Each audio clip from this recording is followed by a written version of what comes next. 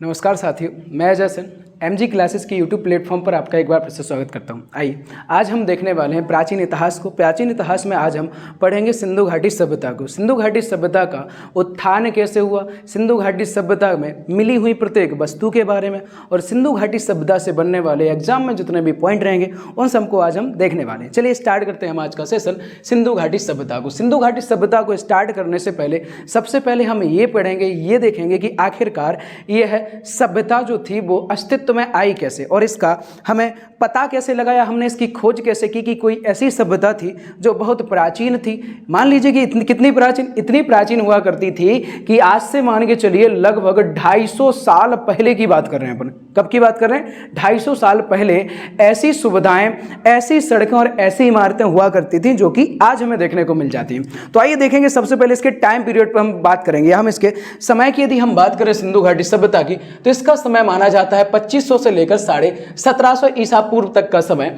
इसके प्रमुख समय के अंतर्गत आता है। अब हम बात करेंगे कि इसकी खोज किसने की और इसका उत्थान कैसे हुआ। उत्थान करने से पहले या उत्थान होने से पहले हम एक घटना के बारे में जानेंगे। क्या जानेंगे कि भारत में रेल की शुरुआत कब से हुई। रेल की शुरुआत मानी जाती है किसके समय से? डलहौजी के समय से।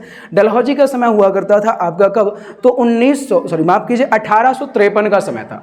भारत में पहली रेल लाइन जो डाली गई थी वो डाली गई थी मुंबई से ठाणे के बीच में और वो मात्र आपकी 34 किलोमीटर की रेल लाइन थी और वो आपकी जो पहली शुरुआत थी रेल की वो हुआ करती थी। अब क्या हुआ था, ऐसे ही रेल के क्रमिक विकास हो रहा था। रेल का भारत के जगह जगह हिस्सों पर जहां पर अंग्रेजों का शासन था, अंग्रेजों का अधिकार था, उस वाले हिस्से पर ट्रेन की पटरियां बिछाई जा रही थी और यही कारण रहा कि क्या होता है कि लाहौर से लेकर आपके जो उस समय का लाहौर और आपका पेशावर वाला क्षेत्र हुआ करता था, इस वाले एरिया में ट्रेन पटरियां डाली गई, रेल पटरियां डाली गई। अब जब रेल पटरियां डाली जा रही थी तो उस एरिया में क्या थे, जब रेल पटरियां बिछाई जा रही थी मजदूरों को कई सारे जगह जगह पर टीले नजर आए, या हम बोलें कि ईंटों के क्या थे, टूटे फूटे टीले नजर आ गए। अब नजर आए तो कुछ मात्रा में निकले तो उनको साफ कर दिया गया, लेकिन जब यह टीले लगातार निकलने लग गई, ईंटें, पकी हुई ईंटें जमीन के अंदर से लगातार निकलना चालू हो गई, तो उस समय क्या होता है कि मजदूरों ने इसकी खबर दी उस समय के तत्कालीन जो अंग्रेज अधिकारी हुआ करते थे उसको। अंग्रेज अधिकारी को जब खबर दी इसकी तो अंग्रेज अधिकारी ने इसकी खबर दे दी उस समय के जो तत्कालीन भारतीय पुरातत्व सर्वेक्षण सर्वे के जो प्रमुख व्यक्ति हुआ करते थे, उनका नाम था अलेक्जेंडर कनिंघम। उनको यह क्या दी जाती है, जानकारी दी जाती है। इसकी क्या देते हैं, तो इसकी पूरी की पूरी जानकारी देते हैं। कहते हैं कि भाई ये वाला जो क्षेत्र है ना, यहाँ पर ईंटें निकल रही हैं, इस यहाँ पर आइए और इनकी खोज कीजिए, आखिरकार ये क्या चीज़ है। तो वो जब आते हैं तो उन्होंने देखा कि यहाँ से जब ईंटें निकली और वो की तो उन्होंने एक रिपोर्ट प्रस्तुत की और कुछ समय तक इस पर खोजबीन की, लेकिन यह पूर्णतः इसमें सफलता ना पा सके। लेकिन एक क्वेश्चन हमेशा बनता है, क्या बनता है कि सिंधु घाटी सभ्यता की खोज करने में शुरुआत कर दी थी अलेक्जेंडर कनिंघम ने। एक चीज और, एक क्वेश्चन और बनता है, कौन सा बनता है? एक क्वेश्चन ये बनता है कि भारतीय पुरातत्व सर्वेक्षण के जो जनक माने जाते हैं वो भी माने जाते हैं कौन से? तो कनिंघम माने जाते हैं। इसको हम शॉर्ट में बोलते हैं ASI, archaeological survey of India. इसके जो संस्थापक हैं वो है अलेक्जेंडर कनिंघम। अब दूसरी बात क्या रहेगी या दूसरा पॉइंट क्या है आपका, भारतीय पुरातत्व सर्वेक्षण विभाग की स्थापना कब हुई? तो ये होती है आपकी 1905 में इसकी स्थापना होती है। कब होती है? 1905 में। आइए स्टार्ट करते हैं अब हम सिंधु घाटी सभ्यता को। सिंधु घाटी सभ्यता की खोजकर्ता कौन थे, सिंधु घाटी सभ्यता अस्तित्व में कैसे आई? तो देखिए सिंधु घाटी सभ्यता का ये सब जो क्रम चल गया था ऊपर, जब कनिंघम अपनी रिपोर्ट प्रस्तुत करके चले जाते हैं और ये कोई सफलता हासिल नहीं करते हैं, तो कई समय बाद यानी 1918 के समय की बात है जब भारत के आर्कियोलॉजिकल सर्वे डिपार्टमेंट के अध्यक्ष बन के आते हैं John Marshall. Sir John Marshall ने वो जो कनिंघम द्वारा रिपोर्ट बनाई थी उनमें इंटरेस्ट दिखाया, दिलचस्पी ली और एक समिति का गठन किया और उस समिति के दो प्रमुख व्यक्ति यानी कि दो डिपार्टमेंट बनाए।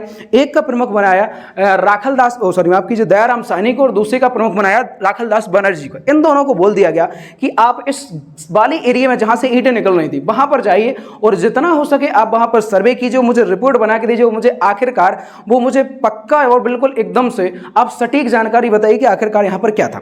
तो देखिए जब ऐसा हो गया तो क्या होता है कि सबसे पहले हम देखेंगे खोज के बारे में। तो खोज की जब बात आती है तो खोज इसकी होती है 1921 में। किसकी खोज होती है? सिंधु घाटी सभ्यता की। खोजकर्ता कौन थे? दयाराम साहनी हुआ करते थे। दयाराम साहनी द्वारा सन 1921 में 18 में कमेटी बन गई, ये खोज में लग गई, इनको मजदूर दे दिए, सब दे दिए। अब इन्होंने कहाँ पर, तो आज वर्तमान में पाकिस्तान के एरिया में, और उस समय की रावी नदी के किनारे वाले एरिया की बात हो रही है। इस वाले एरिया में उन्होंने खोज की, ईंटें निकालते जा रहे थे, नीचे से निकालते देखा कि इन्होंने पूरा का पूरा एक घर निकल गया। ऐसे ऐसे करके एक घर निकला, 2 घर निकला, और कई सारी इमारतें निकलने लग गई। और फिर इन्होंने लास्ट में एक रिपोर्ट प्रस्तुत की, और इस रिपोर्ट में बताया इन्होंने कि यहाँ पर कोई पहले शहर हुआ करता था, और इस शहर का नाम था हड़प्पा। क्या नाम था? हड़प्पा। और इसी नाम की वजह से इस सभ्यता का दूसरा नाम हम बोलते हैं हड़प्पा संस्कृत, या हड़प्पा सभ्यता के नाम से भी इसे हम जानते हैं। चलिए आगे देखते हैं। हम देखेंगे कि खोजकर्ता थे दयाराम साहनी, और पहला स्थल कौन खोजा गया था? हड़प्पा खोजा गया था। हड़प्पा पहला स्थल खोजा जाने के कारण ही इस सभ्यता का नाम हड़प्पा संस्कृति भी पड़ गया। आगे हम बात करेंगे क्या होता है कि 1921 में जब इन्होंने पहला शहर खोज दिया, और यह बार जगहों पर व पूरे विश्व में एक बात फैल गई कि भाई ये जो सभ्यता थी, ये जो शहर खोजा गया, जब इसकी सामग्री सर जॉन मार्शल को दे दी गई और कहा गया कि भाई ये जो आपकी सामग्री है इनको लाइए और इनकी डेट निर्धारित कीजिए, मतलब डेट इसका पता लगाइए कि कितनी है पुरानी रही। तो जब वो पुरानी या फिर इसकी प्राचीनता के साक्ष्य हमें देखने को मिलते हैं, तो पता चला कि यह विश्व की सबसे प्राचीनतम सभ्यता थी, या यह विश्व का सबसे प्राचीनतम समय रहा जब कोई ऐसी सभ्यता या ऐसा शहर था जो एक तरह से पूरी तरह से नगरीकृत शहर था, शहरीकृत शहर था। इसीलिए हम कभी जब इतिहास पढ़ते हैं प्राचीन इतिहास में, और हमने एग्जाम में जब क्वेश्चन देखे तो उसमें कभी कभी ऐसा क्वेश्चन बनता है, पूछा जाता है कि बताइए विश्व की प्रथम शहरीय सभ्यता कैसी हुआ, कौन सी थी? तो कौन सी हुआ करती थी? सिंधु घाटी सभ्यता। या ऐसा बनता है कि सिंधु घाटी सभ्यता मुख्य रूप से किस प्रकार की सभ्यता थी? तो उसमें भी आएगा आपका नगरीय या फिर शहरी सभ्यता हुआ करती थी। आइए अब देखिए, जब इन्होंने ऐसी खोज कर दी, एक शहर दे दिया हड़प्पा शहर, उसके जस्ट अगले ही शहर बाद, क्या अगले ही समय बाद या अगले ही साल बाद क्या होता है, मोहनजोदड़ो नामक एक शहर की खोज कर दी गई। मोहनजोदड़ो शहर कौन सा है? मोहनजोदड़ो की किसने खोज की? तो मोहनजोदड़ो की खोज उन्हीं ने की जिन्होंने दूसरी कमेटी के प्रमुख बनाया गया था, नाम था राखलदास बनर्जी को। राखलदास बनर्जी द्वारा यहाँ पर यानी कि सिंधु घाटी सभ्यता का दूसरा प्रमुख शहर खोज दिया गया, नाम था मोहनजोदड़ो। अब मोहनजोदड़ो हड़प्पा की खोज जाने के बाद पूरे संसार में एक हड़कंप सा मच गया, और एक नई सभ्यता या फिर हम बोले एक सबसे प्राचीनतम सभ्यता अस्तित्व में आई, और पता चला कि भाई ये जो सभ्यता है यह विश्व की सबसे प्राचीनतम सभ्यता है। अब आइए अब देखेंगे कि धीरे धीरे करके इसके और अन्य शहर खोज लिए गए, लेकिन इन शहरों को पढ़ने से पहले सबसे पहले हम हड़प्पा और मोहनजोदड़ो और अन्य शहरों के अंदर मिलने वाली चीजों और वस्तुओं के बारे में विस्तार से जानकारी लेने वाले हैं। ये सब स्टार्ट करने से पहले सबसे पहले हम देखेंगे कि यह जो सभ्यता थी कहां कहां तक, मतलब कि कितने एरिया में विकसित हुआ करती थी, विस्तृत हुआ करती थी। तो सबसे पहले हम देखेंगे कि यह जो सभ्यता को जब हम 4 दिशाओं में बांटेंगे, तो उत्तर, दक्षिण, पूरब, पश्चिम में, तो इसमें जब उत्तर की बात आती है तो उत्तर में मांडा पर स्थित थी। मांडा माने कि आज का आपका जम्मू कश्मीर वाले एरिया में। कहां पर स्थित थी? आपकी जम्मू कश्मीर। उत्तरी पॉइंट क्या हुआ करता था? मांडा हुआ करता था। दक्षिणी पॉइंट की यदि हम बात करें तो दैमाबाद हुआ करता था, और हम बात करें पूर्वी पॉइंट की तो आलमगीर हुआ करता था, और पश्चिमी पॉइंट की यदि हम बात करें तो सुतका गेंडोर हुआ करता था, जो आज वर्तमान में पड़ेगा पाकिस्तान में। कभी कभी ये जो 4 बिंदु हैं, 4 इसके मुख्य पॉइंट है, इनके नदियों के किनारे की बात, मतलब नदियां पूछ ली जाती कि यह दरअसल जो आपके बिंदु खोजे गए कौन सी नदियों किनारे पाए जाते थे। तो अगर हम दैमाबाद की बात करें तो गोदावरी नदी, हम यदि आलमगीर की बात करें तो हिंडन नदी, अगर हम मांडा की बात करें तो चिनाब नदी, और अगर सुतका गेंडोर की बात करें तो दाष्ट नदी के किनारे यह प्रमुख क्षेत्र या प्रमुख शहर खोजे गए थे, या प्रमुख बिंदु खोजे गए थे। अब देखिए हम बात करेंगे इसके प्रमुख शहरों में। वो प्रमुख शहरों में सबसे प्रमुख शहर जो पहला शहर खोजा गया था हड़प्पा के बारे में चर्चा करेंगे। हड़प्पा शहर से मिलने वाली प्रत्येक वस्तु है कौन कौन सी थी, इसके खोजकर्ता कौन थे, आइए देखते हैं।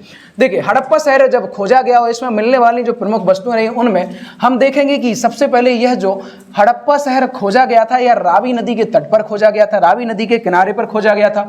साथ ही हम बात करेंगे कि इससे मिलने वाली वस्तुओं में स्वास्तिक चिन्ह सबसे इंपोर्टेंट हो जाता है। स्वास्तिक चिन्ह भारत का सांस्कृतिक और भारत का जो धार्मिक चिन्ह जो होता है वो आपका स्वास्तिक चिन्ह, और इसकी शुरुआत किए बिना हम किसी भी धार्मिक अनुष्ठान को प्रारंभ नहीं करते हैं। तो वह वाला जो चिन्ह हमें पहली बार देखने को मिलता है वो मिलता है आपका कहां पर, हड़प्पा में मिलता है। यहीं से इसकी खोज की गई थी, यहीं से यह निकला था जो आज भी हम प्रयोग में लाते हैं। और क्या चीज मिली यहां से, तो कुम्हार का चाक मिलता है। कुम्हार का चाक, कुम्हार का वही चाक जिसके ऊपर रखकर कुम्हार घड़े बनाया करता है, वो चका जो होता है ना, जो पहिया होता है उसकी बात कर रहे हैं। तो कुम्हार का चाक हड़प्पा से प्राप्त होता है। और क्या मिला, और मिला यहाँ पर RH37 कब्रिस्तान, जिसमें मानव के कंकाल पाए गए थे। RH37 कंकाल क्यों बोला गया इसको? इसलिए बोला गया है क्योंकि यह एक प्रमुख कंकाल था, प्रमुख कब्रिस्तान था, जो एक सीमित क्षेत्र में था और आयताकार जो क्षेत्र में था इसे बनाया गया था, और इसमें मिलने वाले कंकालों को क्रमागत तरीके से दफनाया गया था। इसलिए यह है आपका RH37 कब्रिस्तान। 37 दरअसल वहाँ के कब्रिस्तानों की संख्या, माफ कीजिए, उनकी कंकालों की संख्या है। देखिए यहाँ पर निकले तो थे 52 कंकाल, लेकिन 52 कंकाल पूर्णतः सुरक्षित नहीं थे और आपके कैसे थे, तो आपके पूर्णतः सही नहीं थे, गल चुके थे, खत्म हो चुके थे, नष्ट हो चुके थे। लेकिन 37 कंकाल उनमें से आपके अच्छी स्थिति में थे और यहाँ पर देखे गए हैं कि इनको पूर्णतः जब इनकी खोज की गई और इनका एनालिसिस किया गया तो ये हमें पूरे के पूरे कंकाल, सुरक्षित कंकाल देखने को मिलते हैं। RH37 कब्रिस्तान। आगे देखेंगे और क्या मिलता है, तो यहाँ से हमें प्राप्त होता है ताबूत और ओखली और क्या, श्रम आवास और अन्नागार, ये प्रमुख चीज़ है। और क्या हुआ, यहीं से हमें प्राप्त होती है मातृ देवी की मूर्ति। ये बहुत इंपॉर्टेंट हो जाता है, मातृ देवी की मूर्ति, इसको इंपॉर्टेंट लगा ही लें। क्यों लगा लें भाई? क्योंकि सिंधु घाटी सभ्यता के हड़प्पा शहर में मातृ देवी की मूर्ति का मिलना मतलब ये था कि उस समय की महिलाओं की स्थिति को सुदृढ़ बनाना या महिलाओं की स्थिति कैसी थी, इस चीज़ का हमें प्रमाण मिलता है। क्यों मिलता है? मातृ देवी की मूर्ति से क्या मिलता है हमें? गर्भ से पौधा निकलता हुआ दिखाया गया, जिसे हमने उर्वरता की देवी कहा है। क्या कहा है? उर्वरता की देवी। देखिए एक चीज़ समझ लेना, गर्भ यानी कि पौधा कहाँ से निकलता है? जमीन से निकलता है। जमीन माने कि उर्वरता से। कहाँ से निकलेगा? उर्वर से। तो इसीलिए इसे क्या बोला गया? उर्वरता की देवी कहा गया। आगे अब हम बात करेंगे यहाँ से मिलने वाली और अन्य चीज़ों में। तो आप देखोगे तो जो हम देख चुके हैं, ताबूत, ओखली, श्रम आवास और अन्नगार, ये भी प्रमुख चीज़ें जो कहाँ से मिलती हैं? हड़प्पा से हमें प्राप्त होती है। अब देखिए हड़प्पा को यहाँ से इतनी सारी चीज़ें प्राप्त हो जाती हैं। अब दूसरा शहर जो आता है वो आता है आपका कौन सा? मोहनजोदड़ो। यहाँ से मिलने वाली प्रमुख चीज़ें कौन कौन सी रही उनके बारे में। मोहनजोदड़ो को सबसे पहले देखेंगे कि इसे मृतकों का टीला कहा जाता है। क्वेश्चन ये बनता है, पूछा जाता है कि बताइए कि सिंधु घाटी सभ्यता के किस शहर को मृतकों का टीला कहा जाता है? क्या कहा जाता है? मृतकों को टीला। तो किसे कहेंगे अपन?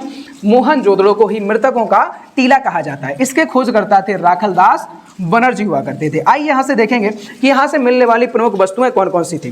तो सबसे पहले आप देखोगे विशाल अन्नागार। विशाल अन्नागार मतलब कि आज का गोदाम या फिर हम बोलें कि वेयर हाउस। ये दरअसल आपका उस समय का सबसे बड़ी बिल्डिंग हुआ करती थी या सबसे विशाल जो इमारत हुआ करती थी सिंधु घाटी सभ्यता की, वो कौन सी थी? तो विशाल अन्नागार। देखिए विशाल अन्नागार क्या है? सिंधु घाटी सभ्यता की सबसे बड़ी इमारत थी। क्या थी? विशाल अन्नागार। आगे हम बात करेंगे और क्या मिलता है, तो यहाँ से मिलता है हमें पुरोहित राजा की मूर्ति। पुरोहित राजा दरअसल उस समय का एक ऐसा राजा था, ऐसा मानव था जो उस समय के समाज पर एक मुख्य अधिकार जमाया हुआ था या फिर हम बोलें कि समाज में उच्च स्थान प्राप्त किया हुआ था। और ऐसा माना जाता है कि धार्मिक अनुष्ठानों के समय इसी के द्वारा ही वहाँ पर धार्मिक अनुष्ठान संपन्न कराए जाते थे। किसके द्वारा? पुरोहित राजा के द्वारा। और क्या मिलता है? और मिलता है यहाँ से नटराज की मूर्ति। नटराज की मोहर मिलती है या नटराज की मूर्ति मिलती है। नटराज, हाँ नटराज वही मूर्ति जो आपने देखा होगा शास्त्रीय संगीत शास्त्रीय नृत्य करने वाले जितने भी डांसर होते हैं, नर्तक होते हैं, वो हमेशा एक मूर्ति लिए रहते हैं छोटी सी, वो नटराजन की मूर्ति। नटराज माने कि किनकी? भगवान शिव जी की मूर्ति होती है। आइए और देखेंगे और क्या मिलता है, तो विशाल स्नानागार प्राप्त होता है। विशाल स्नानागार मतलब कि आज का स्विमिंग पूल इस सभ्यता की सबसे प्रसिद्ध इमारत है। देखिए इनमें कंफ्यूज हो जाते हैं लोग, क्यों हो जाते हैं? विशाल स्नानागार यहाँ की सबसे बड़ी इमारत और विशाल अन्नागार यहाँ की सबसे बड़ी इमारत और विशाल स्नानागार यहाँ की सबसे प्रसिद्ध इमारत मानी जाती है। क्यों मानी जाती है? क्योंकि यह दरअसल जो पूरा का पूरा स्विमिंग पूल या पूरा का पूरा स्नानागार बनाया गया था, यह किसी विशेष धार्मिक अनुष्ठान के समय इसके जल का प्रयोग किया जाता था। आइए और देखते हैं और क्या मिलता है हमको। यहाँ मिला है हमको प्रत्येक मकान के अंदर से हमें कुएं के साक्ष्य भी मिलते हैं। कहाँ से? मोहनजोदड़ो से हमें प्रत्येक घर के अंदर से एक कुएं के बने हुए साक्ष्य भी हमें प्राप्त हुए। आगे हम देखेंगे कि नृत्य करती हुई मूर्ति कहाँ से मिलती है हमको? मोहनजोदड़ो से। नृत्य करती हुई स्त्री की मूर्ति हमें कहाँ से मिली है? मोहनजोदड़ो से। दरअसल यह कांसे की मूर्ति थी। किसकी मूर्ति थी? कांसे की। अब कांसे की बात आई है तो क्या ऐसा था कि सिंधुवासी कांसे से परिचित थे? तो बिल्कुल परिचित थे। दरअसल आपके राजस्थान से टिन मंगाया जाता था और यहाँ पर देखिए कांसा कैसे बनता है, तो कांसा आपका दो प्रकार से बनता है, दो चीज़ों से मिलकर बनता है। किससे मिलता है? तो तांबा और टिन को यदि मिला दिया जाए तो कांसा बन जाता है। किसको मिला दिया, तांबा और टिन को मिलाने के बाद कांसा बन जाता। तो तांबा कहाँ से आता था, टिन कहाँ से आता था, टिन आपका राजस्थान से आता था, कांसा दरअसल आपका चाइना और अन्य सभ्यताओं के साथ इनके व्यापार करके मंगाया जाता था। तो आपका नर्तकी नृत्य करती हुई स्त्री की या स्टैचू ऑफ डांसिंग गर्ल हमें कहाँ से प्राप्त होती है, मोहनजोदड़ो से होती है। आगे हम बात करेंगे पशुपतिनाथ के बारे में, ये बहुत इंपॉर्टेंट है भैया। पशुपतिनाथ की मूर्ति, पशुपतिनाथ की मूर्ति दरअसल भगवान शिव जी की मूर्ति थी, जिसमें हमें देखा गया है कि एक किसी आदि पुरुष को एक आसन मुद्रा में दर्शाया गया है, जिसमें भैंसा, गैंडा, हाथी और बाघ और नीचे 2 हिरण का चित्र हमें बना हुआ मिलता है। और इन्हें आधुनिक तरीके से अगर हम देखा जाए तो भगवान शिव जी के पशुपतिनाथ के रूप से इसको सम्मिलित किया गया है। तो ये हम डिक्लेयर कर देते हैं कि उस समय की पशुपतिनाथ की जो मूर्ति थी आज के भगवान शिव जी से सम्मिलित है।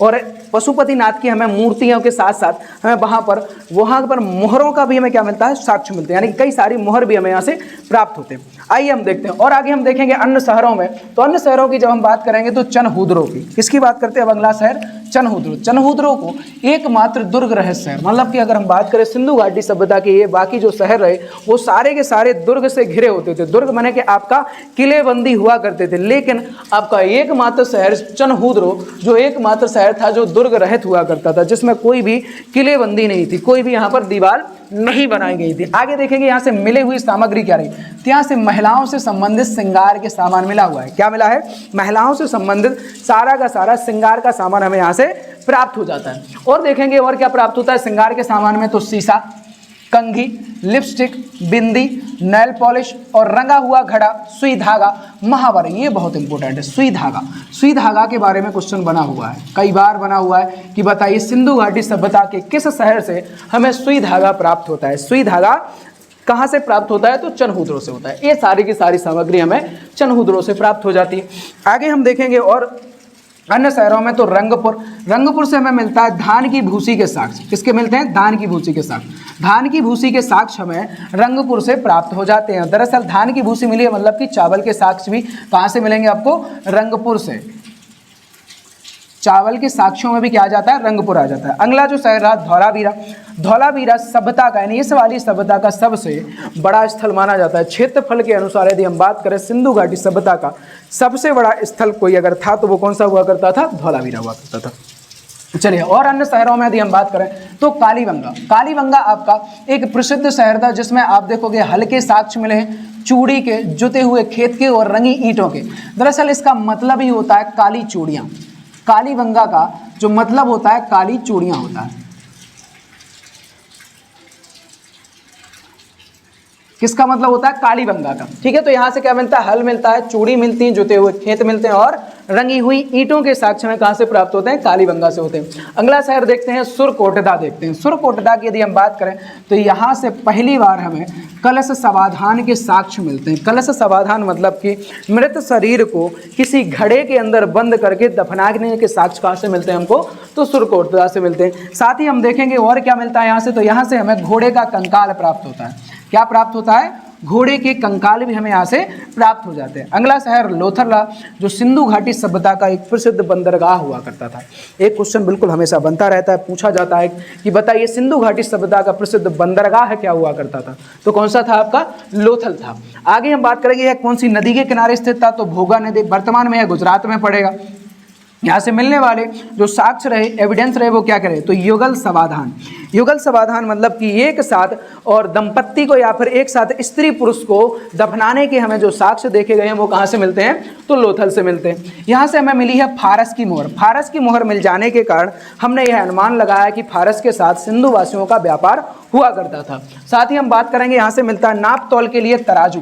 क्या मिलता है, तराजू। अब तराजू मिलता है, फारस की मोहर मिलता है, तो यहाँ से बिल्कुल एक बात क्लियर हो जाती है कि व्यापारिक मामले में या सिंधु घाटी सभ्यता का सबसे प्रसिद्ध व्यापारिक केंद्र भी कौन हुआ करता था, लोथल हुआ करता था। और क्या मिलता है, तो यहाँ का एक अपवाद है, क्या है कि घरों के दरवाजे मुख्य सड़क की ओर खुला करते थे। बाकी सारे शहरों की यदि हम बात करें तो बाकी सारे शहरों में जो दरवाजे हुआ करते थे, जो खिड़कियां हुआ करती थी, वो मुख्य द्वार की या मुख्य सड़क के पीछे की ओर खुला करती थी। लेकिन अपवाद कौन सा है, लोथल है। इस वाले शहर में जो हमें खिड़कियां देखने को मिलती हैं, दरवाजे देखने को मिलते हैं, वो मुख्य सड़क पर मिलेंगे। अच्छा, ऐसा क्यों होता था, इसलिए होता था क्योंकि व्यापार शहर था और गोदामों पर अनाज या फिर अन्य सामान रखने के लिए या फिर एक स्थान से दूसरे स्थान तक ले जाने के लिए मुख्य सड़क पर रखना बहुत जरूरी हुआ करता था, इसलिए इसके दरवाजे ऐसे थे। ये रही आपकी सिंधु घाटी सभ्यता की आपकी शहरों की जानकारी। देखिए सिंधु घाटी सभ्यता इसमें पूर्णतः नहीं होती है। अभी आपको सिंधु घाटी सभ्यता का सामाजिक जीवन, राजनीतिक जीवन और यहाँ की कुछ स्थापत्य कला के बारे में भी आपको जानकारी लेनी होगी, जो आपकी दूसरी वीडियो में मैं उसकी सारी जानकारी देने वाला हूँ। आज के लिए सिंधु घाटी सभ्यता का इतना ही टॉपिक रहेगा। मिलते हैं